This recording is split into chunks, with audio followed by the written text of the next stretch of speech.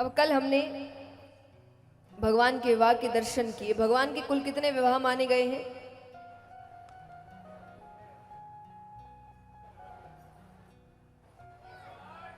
16,108। लेकिन पूर्ण रूप से विवाह केवल रुक्मणी जी के साथ हुआ। बाकी सब किसी ना किसी कारण से भगवान के नाम दिए गए हैं।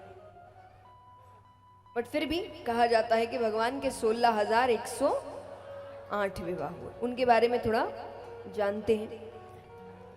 तो सत्रदिक नामक राजा थे। उन्होंने सूर्यनारायण भगवान की तपस्या करी, उनको प्रसन्न किया। तो सूर्यनारायण भगवान दर्शन देने आते हैं। अब उन्होंने कहा कि क्या चाहिए वरदान में? बोले वरदान नहीं चाहिए, मैंने तो बस दर्शन के लिए तपस्या करी थी। ऐसे भक्त कम मिलते हैं। तो उनको बड़ी प्रसन्नता हुई। तो सूर्यनारायण भगवान अपने गले में एक मणि पहनते थे। उस मणि का नाम था समयंतक मणि। कौन सी मणि? तो उन्होंने वो उतार कर राजा को पहना, चले गए। अब मनुष्य का स्वभाव है कि अगर उसके पास कोई कीमती वस्तु है, वो उसका दिखावा बहुत करता है। हर कोई करता है, कोई बहुत करेगा, कोई थोड़ा करेगा, पर करेंगे सब। जैसे मान लीजिए कि महिलाएं हैं, अगर इन्होंने कोई अच्छी चूड़ियां पहनी है या अंगूठी पहनी है, उस दिन इनकी सारी बातें हाथों से होंगी। अगर साधारण दिनों में वो ये कहेंगी कि भाई कहाँ गए थे या यहाँ रख दो, और जिस दिन हाथ में अंगूठियां चूड़ी होगी कोई नहीं, तो उस दिन कहाँ गए थे, यहाँ रख दो, है ना, बार बार। या फिर गले में कोई सुंदर हार पहना होगा तो बार बार उसको ठीक करेंगे, है ना। हाँ, अब भी कम नहीं है।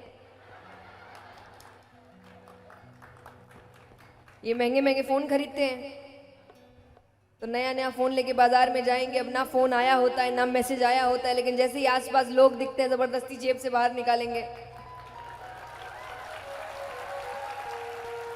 करते हैं कि नहीं? कि सामने वाला देखे कि भाई हाथ में अच्छा फोन है, भाई महंगा फोन है। यानी दिखावा सब करते हैं। कोई थोड़ा करता है, कोई बहुत करता है, पर करते ये स्वभाव है मनुष्य का।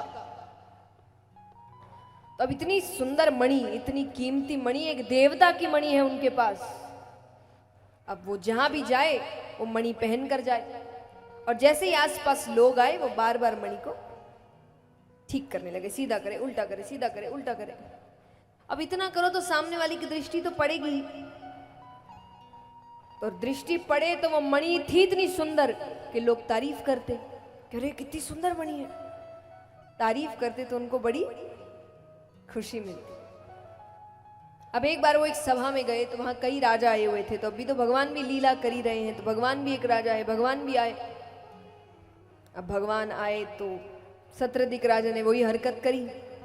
आसपास जैसे ही लोग आए, वो बार बार मणि को ठीक करने लगे। भगवान की नजर पड़ी, भगवान को हंसी आ गई। क्योंकि देखिए, ये देवता की मणि है, ये एक आशीर्वाद है। बाकी चीजों का दिखावा करना चलो बनता है, पर जब कोई आपको आशीर्वाद स्वरूप चीज मिलती है तो उसको संभाल के रखा जाता है, उसका दिखावा नहीं किया जाता। तो उन्होंने वो दिखावा करने लगे, तो भगवान को हंसी आ गई कि कितना मूर्ख है, जो चीज संभाल के रखनी चाहिए उसका ये दिखावा कर रहा है। अब भगवान को हंसी आ गई तो भगवान हंस दिए। हंस दिए तो उसने देख लिया, उसको अच्छा नहीं लगा। उसके मन में आया कि मुझसे जल रहा है। मनुष्य की आदत है, उसको थोड़ा सा कुछ मिल ना जाए, उसको ऐसा लगता है कि पूरी दुनिया उससे जलने लगी है। अपने आप को महत्व देना कुछ ज्यादा ही देने लगता है मनुष्य।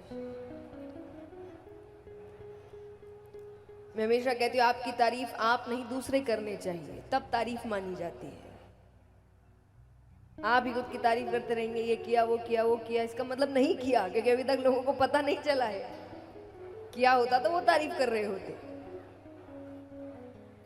तो यहां पर अब राजा को अच्छा उसको लग रहा है कि ये जलता है मुझसे, पर बात आई गई हो गई। कुछ समय बाद यहां पर राजा का भाई वो मणि लेकर शिकार खेलने जाता है। सामना एक शेर से हुआ, शेर ने उसको मार दिया। अब शेर वो मणि लेकर चला गया।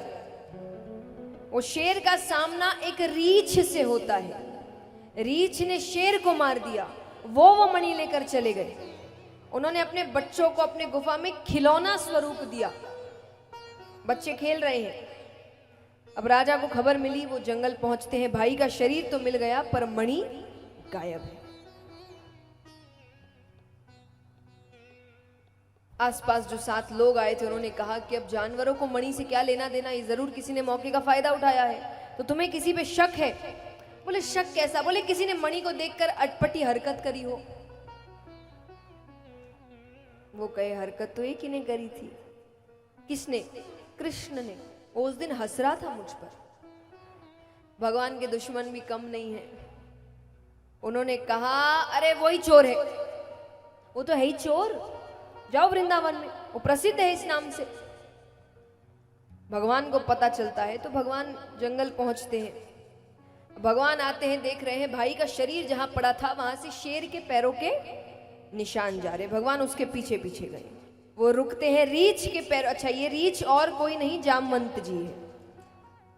पता है ना जामवंत जी कौन है? तो ये और कोई नहीं, जामवंत जी है।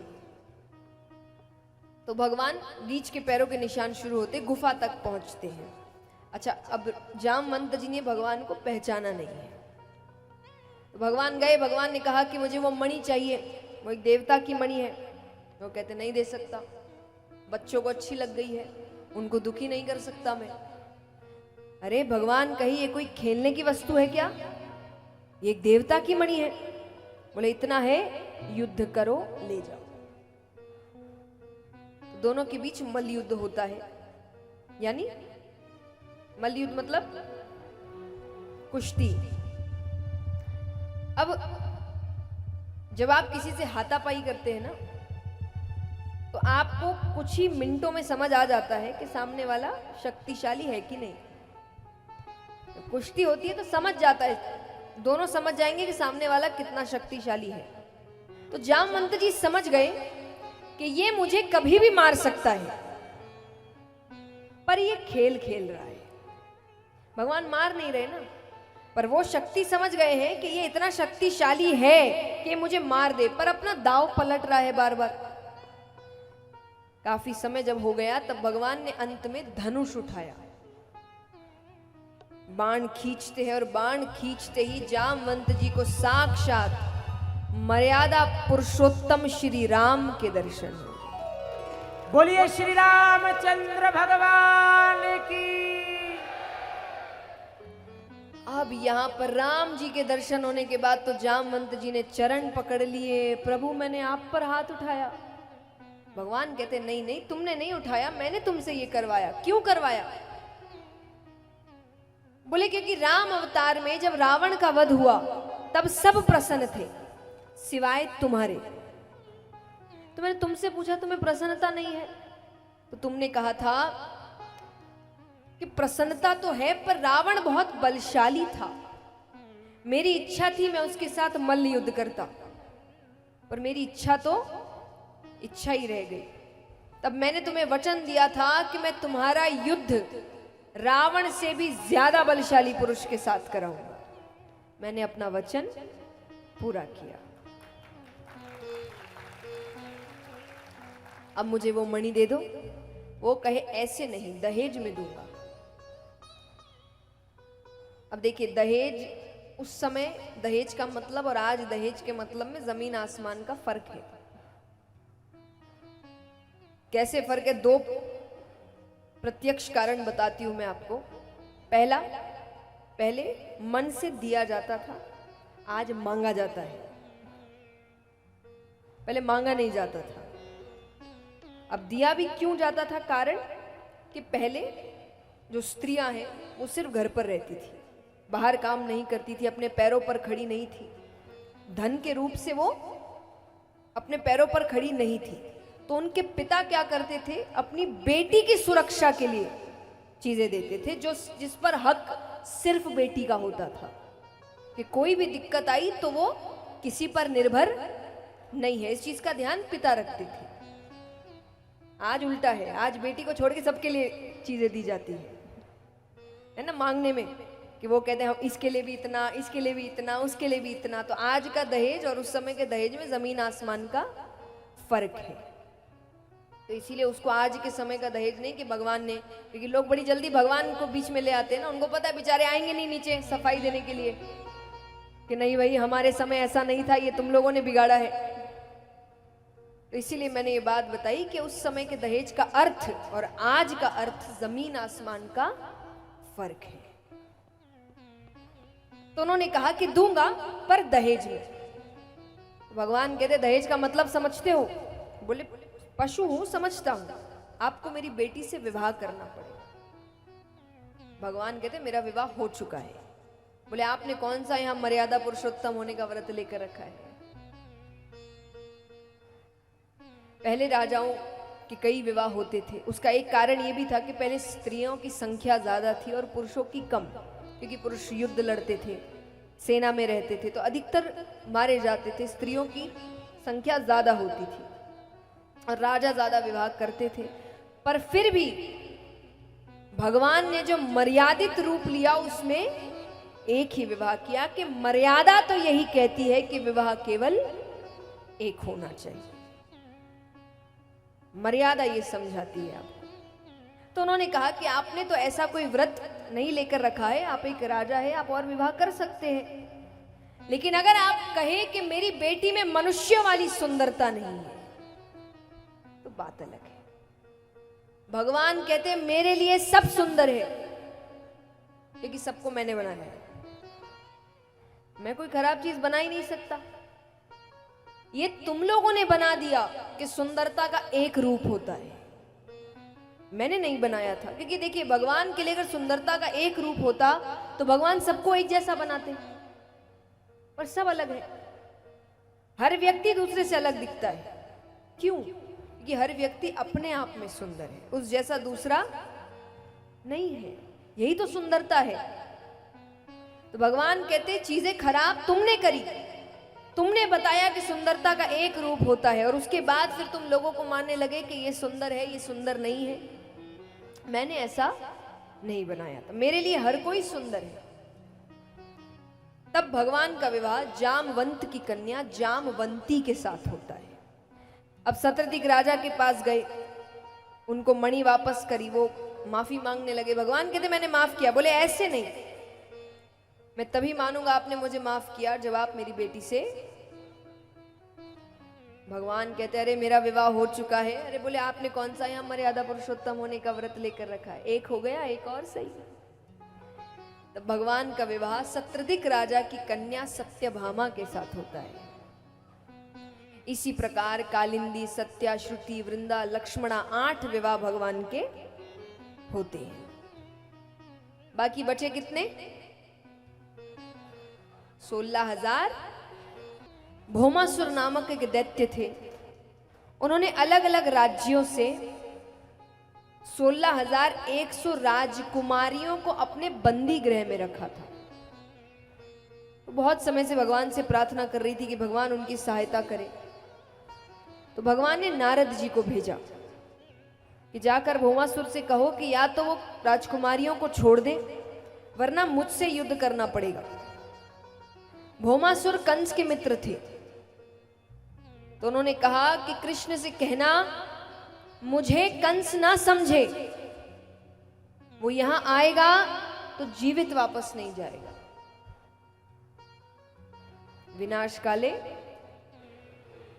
विपरीत बुद्धि, विनाश निकट आता है तो बुद्धि उल्टी चलने लगती है। नारद जी ने कहा अच्छी बात है, वो तो देखेंगे कौन जीवित रहता है कौन नहीं। नारद जी भगवान के पास जाते हैं, भगवान यहाँ पर युद्ध के लिए आते हैं। भौमासुर के साथ और भी दैत्य थे, तो वहां मूर नामक एक दैत्य था, तो भगवान ने उसका वध किया। तब से भगवान का नाम पड़ा मूर नामक दैत्य को मारने से भगवान का नाम पड़ा मुरारी। तब से भगवान का नाम पड़ा मुरारी। भगवान ने भौमासुर का भी वध किया। अब 16,100 राजकुमारियों से कहा अपने अपने राज्य जाओ। वो चली गई। उनके घर वालों ने उनको नहीं अपनाया। तब वो वापस भगवान के पास आती है और उन्होंने कहा कि अब आप अपनाएंगे। तब भगवान ने उन 16,100 राजकुमारियों को, इसीलिए कहा गया है कि भगवान के कितने विवाह हुए? 16,108।